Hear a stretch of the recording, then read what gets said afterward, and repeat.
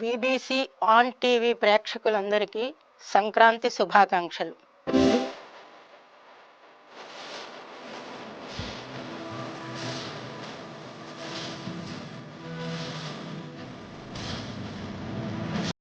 మానవుల యొక్క నాగరికత, సంస్కృతి చక్కగా వెలువడేది, తెలియవచ్చేది పండగలతోటే.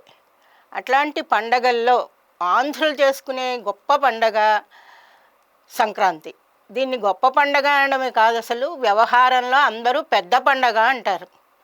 ఎందుకు పెద్ద పండగ అన్నారు? ఇవన్నీ తెలుసుకునే ముందు అసలు పండగలు ఎందుకు మనం ఏర్పాటు చేసుకుంటున్నాం, ఎందుకు పండగలు చేసుకుంటున్నాం, దాని వెనకాల ఉన్న విషయం ఏమిటి, మన పెద్దలు ఋషులు దీన్ని ఏ ఏ పండగని ఎలా చేసుకోవాలని ఎందుకు మనకి వ్రత గ్రంథాల్లో రాసి పెట్టారు అని కనుక చూసినట్లయితే, మానవుడు ఆరోగ్యంగా ఆనందంగా ఉండడానికి ప్రకృతిలో వచ్చే మార్పుల్ని బట్టి ఆయా పండగల రూపంలో వాటిని ఏర్పాటు చేశారు. ఈ పండగలు ఇలా చేసుకోండి, ఈ పండగల సమయంలో ఈ పదార్థాలు నైవేద్యం పెట్టండి, లేదా ఈ పదార్థాలు మీరు తినండి. ఇవన్నీ కూడా మానవుని యొక్క ఆరోగ్యానికి, ఉల్లాసానికి, పెంపొందించుకోవడానికి ఏర్పరిచినటువంటి పండగలే తప్ప ఊరికే కాలక్షేపానికో కేవలం ఆనందం కోసం ఏర్పరిచినవి కావు. అలా ఏర్పరిచిన పండగల్లో మనకి ముఖ్యంగా ఆంధ్రులకి ఇప్పుడు దీపావళి, దసరా ఇవన్నీ భారతదేశం మొత్తటి మీద చేసుకుంటారు, సంక్రాంతి కూడా చేసుకుంటారు.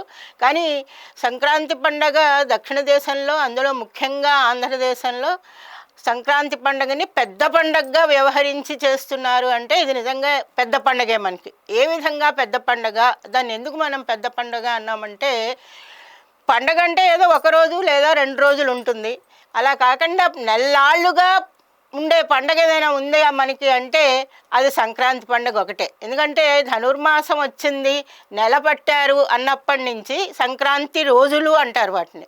ఎందుకు వాటిని సంక్రాంతి రోజులు అంటారంటే, ధనుర్మాసం నుంచి మకర సంక్రాంతి వరకు ఉన్న ఈ మధ్యలో ఉన్నటువంటి రోజులు అన్నీ కూడా సంక్రాంతి పండగని ఆహ్వానించడానికి ఎన్నో రకాలుగా ప్రజలు, పిల్లలు, తల్లులు అందరూ కూడా దానికోసం కృషి చేస్తూ ఉంటారు. కాబట్టి దాన్ని పెద్ద పండగ అన్నారని చెప్పచ్చు. ఎందుకంటే నెలపట్టిన దగ్గర నుంచి ముగ్గులు వేస్తారు. మనకి ముగ్గుల్లో కూడా సంక్రాంతి ముగ్గులు, సంక్రాంతి ముగ్గు అనే ఒక మాట వింటూ ఉంటాం. అంటే ఒక ముగ్గుని కూడా మనం ఆ పండగకి ప్రత్యేకంగా పెట్టుకున్నాం అనమాట. అట్లా సంక్రాంతి ఆ విధంగా పెద్దగా చాలా రోజులు నిర్వహిస్తున్నాం కాబట్టి పెద్ద పండగ. ఇంకేమన్నా విశేషం ఉందా అని కనుక ఆలోచిస్తే, పెద్ద పండగ అనేది మానవుడిలో నాగరికత పెరిగిన తర్వాత తరించిపోయినటువంటి తమ పెద్దలకి వాళ్ళు ఏ విధంగా పూజా విధానాన్ని నెరవేర్చవచ్చు అంటే, మామూలుగా లోకంలో పెట్టే ఈ తద్దినాలు ఇవి కాకుండా పెద్దల్ని గౌరవంగా తలుచుకుంటూ ఒక పండగ నాడు వాళ్ళ పేర బట్టలు అవన్నీ పెట్టి ఆ పెద్దల్ని పూజించి వారు ఇచ్చినటువంటి బహుమానంగా ఆ ఏడాది పండినటువంటి పంటని అనుభవించడానికి ప్రారంభిస్తారు. కాబట్టి పెద్దలని కొలవడంలో మన వాళ్ళు చేసేటువంటి విశేషమైన కార్యక్రమం ఈ పెద్ద పండుగ. అది సంక్రాంతి. సంక్రాంతి అనేది సమ్యక్ కాంతి అంటారు. సమ్యక్ అంటే చాలా విశేషంగా ప్రకాశించేది అని అర్థం. అలా ప్రతి నెల ఒక సంక్రాంతి ఉంది మనకి. కానీ సంక్రాంతి అంటే మనం ఇప్పుడు జరుపుకుంటున్న మకర సంక్రాంతినే సంక్రాంతి పండుగగా చేసుకుంటున్నాం. ప్రతి నెలలోనూ సూర్యుడు ఒక రాశిలోకి వస్తాడు. మకర రాశిలోకి వచ్చిన దాన్ని మకర సంక్రమణ అన్నాం, ధనురాశిలోకి వచ్చిన దాన్ని ధనుస్సంక్రమణం అంటారు. ఆ ధనురాశిలోకి వచ్చినప్పటి నుంచి మకర సంక్రాంతి అయ్యే వరకు నెల రోజులు కూడా సంక్రాంతి రోజులుగానే సంభావించుకుంటున్నాం మనం. అది ప్రతి నెల సంక్రాంతి ఉన్నా ఏదో ఈ సంక్రాంతిని మాత్రమే, మకర సంక్రాంతిని మాత్రమే సంక్రాంతిగా సంభావించి చేస్తున్నాం కాబట్టి, అలా పెద్దగా గౌరవిస్తున్నాం కాబట్టి దాన్ని సంక్రాంతి పెద్ద పండగ అన్నారని కూడా పెద్దలు చెప్తారు. ఆ రకంగా ఈ పెద్ద పండగ అటు మానవుల్లో ఉన్నటువంటి ఒక విశ్వాసాన్ని, గౌరవించేటువంటి విధానాన్ని తెలియపరుస్తూ ఉంటుంది. సంక్రాంతి మనకి ఎందుకు పెద్ద పండగ అయింది అంటే, మన ఆంధ్రదేశం ప్రధానంగా వ్యావసాయిక దేశం. పంటలన్నీ కూడా కార్తీక మాసంలో నుంచి పూర్తిగా పండడం ప్రారంభించి నెమ్మదిగా మార్గశిర మాసంలో కోతలై పండగ వచ్చే నాటికి పంట అంతా కూడా ఇంటికి వస్తుంది, చేతి నిండా కాసిన డబ్బులు వస్తాయి, మనసు నిండా ఆనందం ఉంటుంది. కాబట్టి పండగని పెద్దగా చేసుకోవడానికి కూడా అవకాశం ఉంది కాబట్టి కూడా దీన్ని పెద్ద పండగ అనొచ్చు. ఇంకో విశేషం ఏంటంటే మామూలుగా మిగతా పండగలకు కూడా మన చుట్టాలు వస్తారు, మన పిల్లలు వస్తారు, అదంతా అలా ఉంచి తప్పకుండా అల్లుళ్ళు వచ్చే పండగ ఇది. అల్లుడు చాలా పెద్ద చుట్టం కింద లెక్క. మనకి గౌరవించవలసిన వాళ్ళల్లో అల్లుడు చాలా పెద్దవాడు కాబట్టి తప్పకుండా సంక్రాంతి పండగకి అల్లుళ్ళ పండగ అని కూడా పేరు దీనికి. అంచేత అట్లాంటి అల్లుళ్ళని కూడా పిలిచి గౌరవించి వారితో ఆనందంగా గడిపేటువంటి పండగ కాబట్టి కూడా దీన్ని పెద్ద పండగ అంటారు. ఆ విధంగా ఈ సంక్రాంతి పండగ మనం జరుపుకుంటున్నాం. సంక్రాంతి పండగ సూర్యుని యొక్క గమనాన్ని బట్టి ఉంటుంది. అందుకే మనకి ఎప్పుడు కూడా జనవరి 14, 15, 13 ఈ 3 రోజుల్లోనే కాస్త అటు ఇటుగా వస్తుంది తప్ప అంతకంటే మారదు. మనది మామూలుగా చాంద్రమానంగా చేసుకుంటాం మనం మిగతా పండుగలు, వినాయక చవితి కానీ దీపావళి కానీ ఇవి. కానీ సంక్రాంతి మాత్రం సూర్యగమనాన్ని బట్టే చేసుకుంటాము. అది ఒకటి మన చాలా విశేషమైనటువంటి విషయం. సూర్యుడు మకర రాశిలో ప్రవేశించినప్పటి నుంచి కర్కాటక రాశిలో ప్రవేశించే వరకు దాన్ని ఉత్తరాయణ పుణ్యకాలము అంటారు. అంటే సూర్యుడు ఉత్తర వైపుగా ప్రయాణిస్తాడు. అందుకే సంక్రాంతి ముగ్గుల్లో సంక్రాంతి రథము అని ఒక ముగ్గేస్తారు. ఆ రథం ఎటుపక్కకి మళ్ళిందో కూడా వేస్తారు. రథసప్తమి అనేది దీని తర్వాత వచ్చే పండుగ మాఘమాసంలో. రథసప్తానికి రథాలు మళ్ళుతాయి అని ఒక మాట మన పెద్దలు చెప్తూ ఉంటారు. అంటే ఈ సూర్యరథం కొంచెం ముందుకెళ్ళిన తర్వాత కాస్త కుడివైపుకి తిరిగి ఉత్తరం వైపు, పూర్తిగా ఉత్తరం వైపుకి వెళ్ళిపోతుంది కాబట్టి దాన్ని రథసప్తమికి రథాలు మళ్ళుతాయి అన్నాడు. అంటే సూర్యుని యొక్క గమనం, సూర్యరథం ఆ రకంగా మళ్ళుతుందన్నమాట. అంతగా ఈ సంక్రాంతి పండగకి విశేషమైన గౌరవం ఉంది. తర్వాత సంక్రాంతి మొదలైన తర్వాత ఉండే పుణ్యకాలాన్ని, 6 నెలల పుణ్యకాలాన్ని ఉత్తరాయణ పుణ్యకాలము అంటారు. ఈ పుణ్యకాలంలో కనుక ఎవరైనా ప్రాణాలు విడిచిపెట్టినట్లయితే వాళ్ళందరూ తప్పకుండా స్వర్గానికి చేరతారు అనేది ఒక విశేషమైన నమ్మకం. దానికి మనకి నిదర్శనం ఏంటంటే భీష్ముడు మార్గశిర మాసంలో పడిపోతాడు యుద్ధంలో, కురుక్షేత్రంలో. కానీ ఆయన మార్గశిర మాసంలో పడిపోయిన ఆయన ఒక 40 కంటే ఎక్కువ రోజులే అంపశయ్య మీద ఉండి ఉత్తరాయణ పుణ్యకాలం వచ్చిన తర్వాత మనకి భీష్మ ఏకాదశి ఇవన్నీ వస్తాయి. ఆ రకంగా ఆయన ఉత్తరాయణ పుణ్యకాలంలో ఆయన ప్రాణాలు ఆయనకి ఎప్పుడు కావాలంటే అప్పుడు విడిచిపెట్టేటువంటి వరం వాళ్ళ నాన్నగారు ఇచ్చారు కాబట్టి ఆ వరం ప్రకారం ఉత్తరాయణ పుణ్యకాలం వచ్చిన తర్వాత ఆయన ప్రాణాలు విడిచిపెట్టడం అనేది జరిగింది. అంచేత సంక్రాంతి పెద్ద పండగ అనడంలో ఉత్తరాయణ పుణ్యకాలం ప్రారంభిస్తూ చాలా పుణ్యమైనటువంటి దినాలు కాబట్టి కూడా దీన్ని పెద్ద పండగగా మన వాళ్ళు సంభావిస్తూ ఉంటారు. అది ఆ రకంగా సంక్రాంతి అనేది మనకి విశేషమైన పండగ. ఇప్పుడు సంక్రాంతి నాడు ఏం చేస్తారు అనే దానికంటే ముందు మనం భోగి దగ్గరికి వద్దాం. ఇది భోగి, సంక్రాంతి, కనుమ అనేటువంటి 3 పండగలు. ఈ కనుమకి తోడుగా ముక్కనుమ అని కూడా ఇంకో పండగ ఉంది, చిన్న పండగ. ఈ 4 కలిసిన దాన్ని మనం సంక్రాంతి సెలవులని, సంక్రాంతి పండగలని వ్యవహరించుకుంటూ ఉంటాము. అట్లా చూసినప్పుడు ఇందులో మొట్టమొదటిది భోగి. భోగి అంటే భోగము కలది భోగి. అంటే బాగా అనుభవించి ఆనందించి ఐశ్వర్యవంతుడై పొందేదాన్ని, అది ఎవరికైతే ఉంటుందో వాళ్ళని భోగము గల వాళ్ళు అంటారు. ఆయనకేమండి ఆయన మహాభోగి అంటూ ఉంటారు. అంటే చాలా సుఖపడుతున్నవాడు అని. అంత సుఖపడాలి అంటే వాళ్ళ దగ్గర ఐశ్వర్యం ఉండాలి. ఆ రకమైనటువంటి ఐశ్వర్యం కేవలం డబ్బులే కాకుండా ఆధ్యాత్మికమైన భోగం కూడా మనం ఈ రోజుల్లో సంపాదించుకోవచ్చు. అట్లాంటి పండగ ఉత్తరాయణ పుణ్యకాలం వచ్చేస్తుంది రేపటి నుంచి అని చెప్పడానికి సంక్రాంతికి ముందు రోజుని భోగి అంటారు. దానికంటే విశేషంగా ఈ సంక్రాంతి రోజుల్లో అంటే ధనుర్మాసం మొదలైన దగ్గర నుంచి నెలపట్టడం అనమాట. నెలపట్టడం మొదలైనప్పటి నుంచి ప్రతిరోజు గోదాదేవి అనేటువంటి ఒక స్త్రీమూర్తి, మొట్టమొదటి కవయిత్రి ఆవిడ, రోజుకొక పాసురం రాసి శ్రీకృష్ణమూర్తిని అర్చించి తన సఖులతో కలిసి చాలా విశేషమైన కృషి చేసింది. ఆవిడకి భోగినాడు శ్రీరంగనాథుడు ప్రత్యక్షమై ఆవిడతో కళ్యాణం చేసుకున్నాడు కాబట్టి ఆవిడకి అది ఆ విశేషమైన భోగం సంభవించిన రోజు కాబట్టి కూడా దీన్ని భోగి అంటారు. ఆ రకంగా భోగి అనే పండగ మనం పిలుచుకుంటున్నాం. అయితే ఈ భోగి నాడే ఏం చేస్తారు, నిఘంటువులు భోగి అనే దానికి ఏమర్థం చెప్పాయంటే ఏదైనా ఒక పండగకి ముందు రోజు ఉండేదాన్ని భోగి అంటారు అన్నాడు ఆయన. మనకి ఉండ్రాళ్ళ తద్ది భోగి, అట్ల తద్ది భోగి అని రెండు ఉన్నాయి. ఈవేళ ఉండ్రాళ్ళ తగ్గిద్ది కానీ అట్ల తద్ది కానీ పెద్దగా ఎవరు జరుపుకోవట్లేదు. ఒకవేళ జరుపుకున్నా వాటి భోగి అసలు జరుపుకోవట్లేదు. భోగి నాడు తలంటి పోసుకుని గోరింటాకు పెట్టుకొని ఆ తర్వాత రోజు అట్ల తద్ది చేసుకుంటారు. అలాగే భోగి నాడు తలంట్లు పోసుకుని ఎందుకు తలంటి పోసుకోవాలో కూడా చెప్పారు మన వాళ్ళు.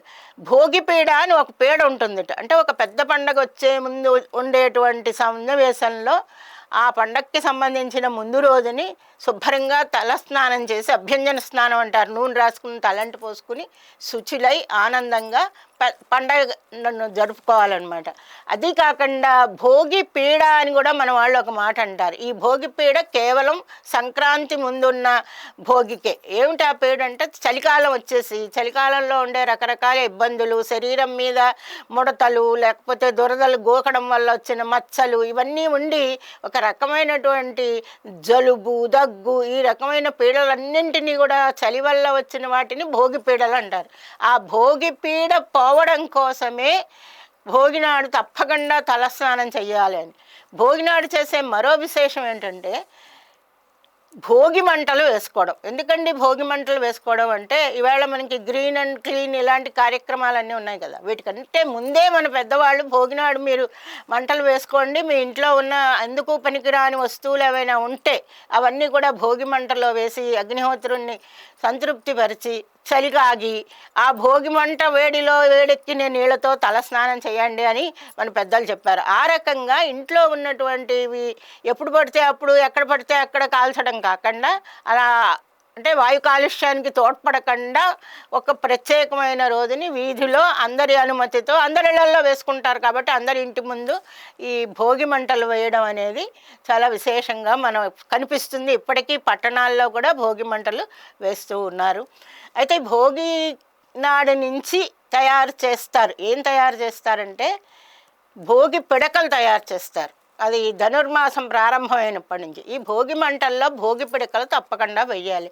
భోగి పిడకలు ఎందుకు వేయాలి అంటే అవి ఆవు పేడతో చేస్తారు కాబట్టి ఆవు పేడ నుంచి వచ్చినటువంటి ఆ వాయువు వీళ్ళలో ఉండేటువంటి ఈ శ్వాసకోశాలకు సంబంధించిన ఇబ్బందులు ఏమైనా ఉంటే వాటిని పూర్తిగా పోగొట్టే శక్తి దానికి ఉంది కాబట్టి ఆ మంటలో తప్పకుండా ఆవు పేడ పిడకలు వేయాలి. ఇప్పటికీ కొనుక్కుని వేసుకుంటున్న సందర్భాలు మనం చూస్తున్నాం. భోగినాడు చేసే ఇంకో ప్రధానమైన విషయము, అది చిన్నపిల్లలకి సంబంధించింది. అదేంటంటే భోగి పళ్ళు పోస్తారు. భోగి రేగి అని, రేగిపళ్ళు బాగా వచ్చే రోజులు కాబట్టి ఆ రేగిపళ్ళు, బంతిపూల రెక్కలు, శనగలు, నానబెట్టిన శనగలు, చిన్న చిన్న నాణ్యాలు ఇవన్నీ దిగదుడిచి సాయంత్రం పూట పేరెంటాళ్ళందరినీ పిలిచి 5 ఏళ్ళు వచ్చే వరకు పిల్లవాళ్ళని కూర్చోబెట్టి తల మీద దిగువారగా వాటిని పోసి భోగిపళ్ళు పోసి హారతిస్తే పిల్లల్లో ఉండేటువంటి దిష్టి పోయి వాళ్ళు ఆరోగ్యంగా పెరుగుతారు అనే నమ్మకం. ఇప్పటికీ కొన్ని ఇళ్లల్లో ఆ భోగిపళ్ళ పేరంటాలు జరుగుతున్నాయి. కొన్ని చోట్ల సామూహికంగా కూడా భోగిపళ్ళు పోసే వ్యవహారం జరుగుతోంది. ఇది భోగి. ఇట్లాంటి ఒక భోగి తోటి వచ్చే పండగ సంక్రాంతి పండగ. నెల రోజుల ముందు నుంచి ముగ్గులు వేస్తారు మన వాళ్ళు. ఎందుకు ముగ్గులు వేస్తారు? ఇది ఊరికే కాలక్షేపానికైనా, దీనికి కూడా ఏదైనా విశేషమైన కారణం ఉందా అని ఆలోచించినట్లయితే మార్గశిర మాసం మధ్యలోకి వచ్చేసరికి కోతలన్నీ కోసేస్తారు. పంటలన్నీ కోసేయడం వల్ల పొలాల్లో ఉండే పురుగు పుట్ర ఊళ్ళోకి వచ్చే ప్రమాదం ఉంది. అందుకని ఏం చేస్తారంటే ప్రతి వాళ్ళు వాళ్ళ ఇంటి ముందు శుభ్రంగా తుడుచుకుని కళాపి చేసి ఆవు పేడతోటే నీళ్లు చల్లుతారు. ఆ ఆవు పేడతో నీళ్లు చల్లడం వల్ల ఏ రకమైన పురుగు పుట్ర రాకుండా ఉంటుంది. మనం ఎన్ని యాంటీసెప్టిక్లు కొట్టినా రానటువంటి అత్యంత బలకరమైనటువంటి వినాశకరం చేయగలిగిన శక్తి ఆవు పేడకుంది. ముగ్గు అంటే ఏదో పిండి అది కాకుండా పూర్వం తప్పకుండా ముగ్గు సున్నంలో బియ్యపిండి కలిపి చాలా మేర ముగ్గులు వేయడం అనేది ఆ రోజుల్లో పరిపాటిగా ఉండేది. ఎంత దూరం వేస్తే అంత దూరము ఆ ఇంటికి రక్షణగా ఉండేది. రెండోది ఆడపిల్లలలో ఉండేటువంటి కళ ఎంత గొప్ప కళ అంటే రత్నాల ముగ్గులు, ముత్యాల ముగ్గులు, సంక్రాంతి ముగ్గులు, గుమ్మడి పళ్ళు, మరి పంట పండిన వరి కొంకులు ఇవన్నీ ముగ్గులుగా వేస్తారు. రకరకాల పేర్లు, మారేడాకులు, కృష్ణుడి బొడ్డు, ఇలాంటి పేర్లతోటి అందమైనటువంటి కళకి సంబంధించిన విషయం ముగ్గులు. ఆరోగ్యకరంగా ఉండడానికి, మరి పారిశుద్ధ్యాన్ని మనం చూపించడానికి ఈ ముగ్గులు వేయడం అనేది జరుగుతుంది. అలా నెల్లాళ్ళుగా అది ముగ్గులు వేసుకుంటూ వేసుకుంటూ వేసుకుంటూ వచ్చి సంక్రాంతి అయిన తర్వాత, కనుమైన తర్వాత, నేను ఇందాక ఒకటి చెప్పాను, ముక్కనుమ అని కూడా ఒకటి ఉంటుందని. ముక్కనుమ నాడు ప్రతి వాళ్ళు వాళ్ళ ఇంటి ముగ్గు కాడని తీసుకెళ్ళి పక్కింటి ముగ్గులో కలుపుతారు ఆ గీతని. అలా కలిపితే మనమంతా ఒకటే అనే ఒక సంఘీభావనకి ఆ గీత కలిపేయడం అనేది చాలా విశేషం. అలాగే సంక్రాంతి ముగ్గు 4 ద్వారాలు ఉంటాయి. ఆ 4 ద్వారాలు తెరుస్తారు సంక్రాంతి నాడు. ఎందుకంటే ఉత్తరాయణ పుణ్యకాలం వచ్చింది కాబట్టి స్వర్గద్వారాలు తెలిసినట్టుగా ఆ ముగ్గుని తెరవడం అనేది చాలా అందమైనటువంటి కార్యక్రమం. అది భోగినాడు మనం చేసేది. ఆ తర్వాత సంక్రాంతి నాటికి పంటలు పండుతాయి వస్తాయని చెప్పుకున్నాం కాబట్టి సంక్రాంతి నాడు తప్పకుండా కొత్త బియ్యం వండుకుంటారు. కొత్త బియ్యంతో పొంగలి వండి, ఇది సూర్యుడికి సంబంధించినటువంటి ఆరాధన కూడా ఇందులో ప్రధానంగా ఉంది కాబట్టి పాలు పొంగించి చెరుకు గడతో కలిపి అది సూర్యుడికి నివేదన చేస్తారు. కొత్త బియ్యం వచ్చిన తర్వాత పల్లెటూళ్ళల్లో, పట్టణవాసాల్లో ఎక్కడైనా సరే కొత్త బియ్యంతో పిండి వంటలు వండుకోవాలని సంక్రాంతి విషయంలో చెప్పారు. కొత్త బెల్లము, కొత్త బియ్యము కలిపి అరిసెలు వండుతారు. తప్పకుండా సంక్రాంతికి అరిసెలు వండుతారు. దాని మీద నువ్వుపప్పు అద్దుతారు. మామూలుగా అయితే నువ్వుపప్పు చేతికి ఇవ్వకూడదు, కానీ సంక్రాంతి నాడు చేసినటువంటి అరిసెల మీద నువ్వుపప్పు జల్లినా ఇవ్వచ్చు. రెండోది, ఈ సంక్రాంతికి తిల సంక్రాంతి అని కూడా ఒక పేరు. తిలలు అంటే నువ్వులు. తప్పకుండా తిలలు బెల్లము కలిపింది.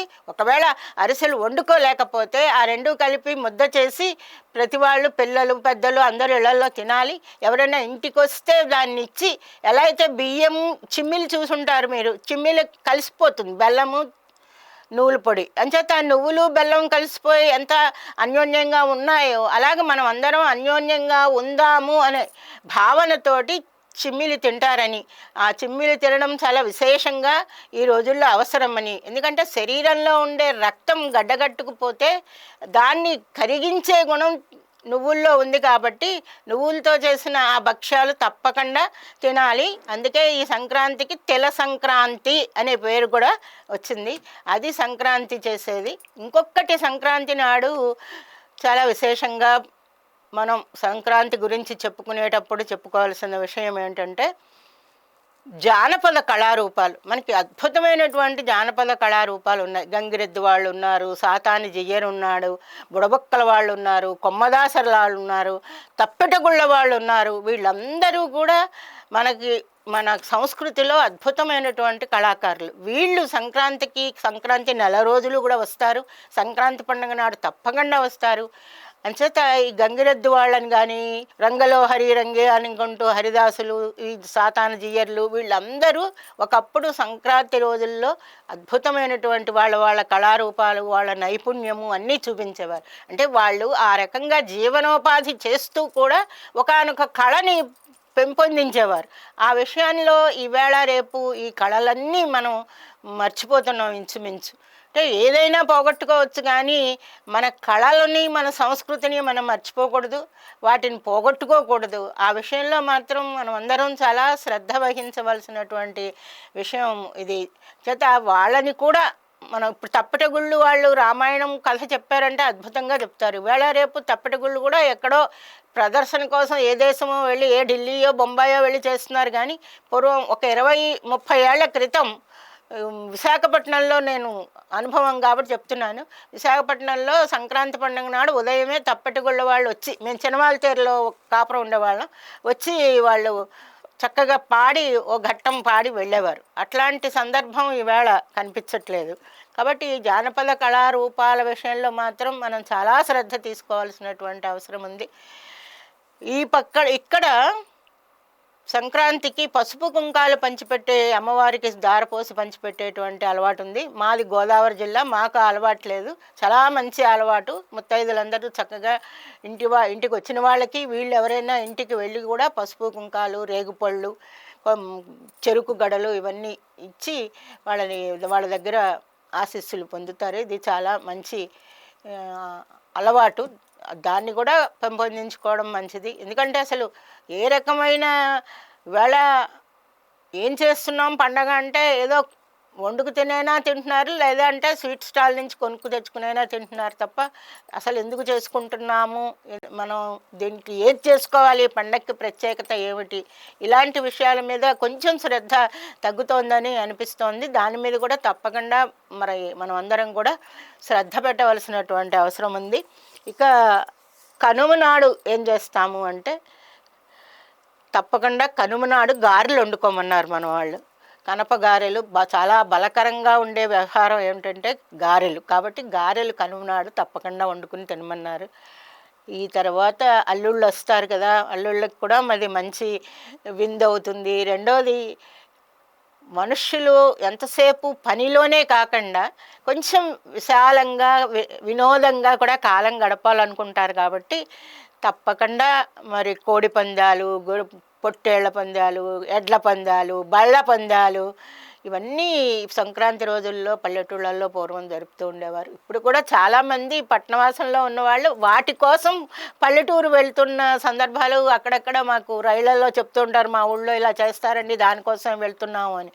చేత ఆ రకమైన సరదాలు చాలా అవసరం మనిషికి. టెన్షన్ అని లేదా 24 గంటలు ఏదో పోగొట్టుకున్నట్టుగా ఉండే వాళ్ళకంటే కూడా తప్పకుండా ఇది మనది, మనం వెళదాం, మనం పాల్గొందాం, మనం ఆనందంగా ఉందాం. ఆనందంగా ఉండడానికి కూడా కొంత ప్రయత్నం చేయాలి. అట్లాంటి ప్రయత్నాలకు కూడా ఈ సంక్రాంతి పండగ, సంక్రాంతి సెలవులు బాగా ఉపయోగిస్తాయి. సంక్రాంతి పండగ మనకి అన్ని విధాలుగా ఆనందాన్ని ఇస్తుంది. ఇక కనుమ నాడు ఇక్కడ మళ్ళీ మానవుడిలో ఉండే కృతజ్ఞతాభావం ఎలా ఉందో చెప్పే పండుగ కనుమ. ఏడాది పొడుగునా తనతో పాటు పొలంలో పనిచేసినటువంటి ఎడ్లకి, తమకి పాలిచ్చి తమ సంసారాన్ని పోషిస్తున్నటువంటి గోమాతకి, అంటే పాడి పంట అన్నారు, పాడి పంట రెండింటినీ మనకి ఇచ్చేవి గో సమూహాలే. కాబట్టి గోవులకి, వృషభాలకి పూజ తప్పకుండా కనుమనాడు చేస్తారు. వాటికి పూజ చేసి చక్కెర పొంగలి వండి వాటికి పొంగలి వాటికి కూడా పెట్టిస్తారు. వాటి కొమ్ములు, గిట్టలు అవన్నీ శుభ్రంగా కడిగి కొంతమంది రంగులు అన్నీ వేసి పూలతో అలంకరించి వాటితో కూడా చాలా ఆనందంగా గడుపుతారు.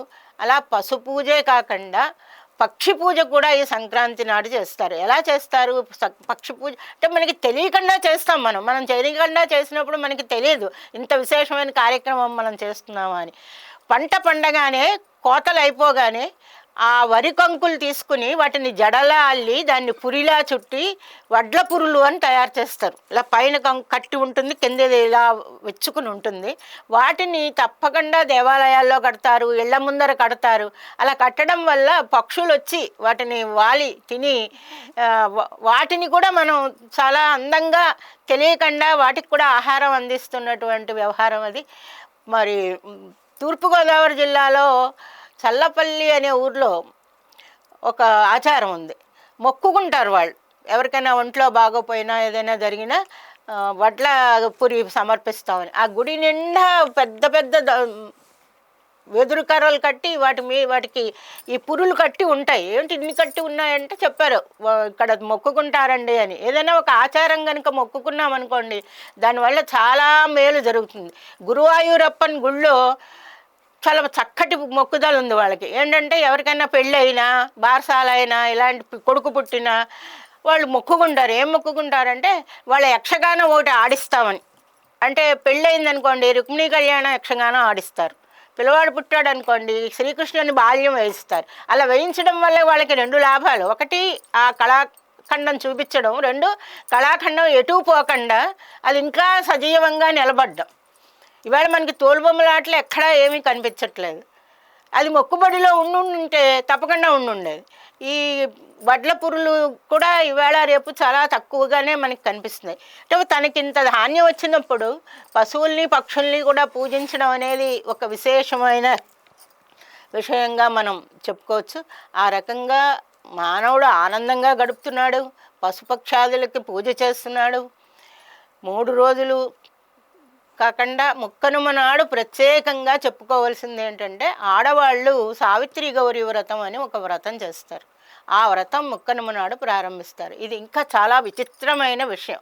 కుమ్మరింటిలోంచి బొమ్మలు తయారు చేయించుకుని తెచ్చుకుని 9 రోజులు పూజ చేసి 10వ రోజుని ఆ బొమ్మల్ని తామే పట్టుకెళ్ళి నదిలో కలిపేస్తారు. ఓలాడించుట అంటారు దాన్ని. అంటే మన వినాయకుడిని ఓలాడిస్తాం చూడండి అలా. అంటే వాళ్ళకి ఏంటంటే సృష్టి అనేది మనం చేసినా సరే తప్పకుండా దాన్ని మళ్ళీ ప్రకృతిలో కలిపేయడమే అనే ఒక విశేషమైన అందమును ఇచ్చేటువంటి అర్థం ఇచ్చేటువంటి విషయాన్ని ముక్కనుమ నాడు చేస్తారు. ఈ రకంగా పెద్ద పండగ తన పేరు సార్థకం చేసుకునే విధంగా భోగి, సంక్రాంతి, కనుమ, ముక్కనుమ అనే పండగల సముదాయంగా సరే ధనుర్మాసం అంతా మొదలు కూడా కలుపుకుంటే ఇంకా నెల్లాళ్ల పైన ఉన్న పండగ ఈ పండగ.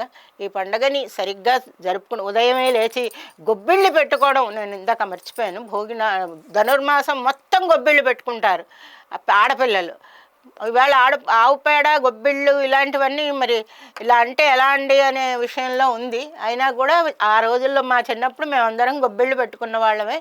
5 ముద్దలు పెట్టి ఇది రోజు పూజ చేసుకుని అట్లాంటి విశేషమైన పండగ ఇది. సంక్రాంతి పండగల్లోకల్లా ముఖ్యమైనది కాబట్టి బాలుడా పోయిరమ్మోయిని అత్తవారింటికి అని పింగళి కాటూర్లు దాని మీద పద్యం కూడా రాశారు. అట్లాంటి విశేషమైన పండగ సంక్రాంతి పండగ. ముఖ్యంగా జానపద కళారూపాల విషయంలో శ్రద్ధ పెట్టాలి. పెట్టినప్పుడే ఈ సంక్రాంతి నిజమైన సంక్రాంతి కాగలదు అని నాకు అనిపిస్తోంది. అట్లాంటి భావం, అట్లాంటి కృషి జరుగుతుందని నమ్ముతూ సంక్రాంతికి ఒక పురుషుడు వస్తాడని కూడా మన పండగలో ఉంటుంది. ఆ సంక్రాంతి పురుషుణ్ణి అట్లాంటి మంచి ఆలోచన మనందరికీ ఇమ్మని కోరుకుంటూ నమస్కారం.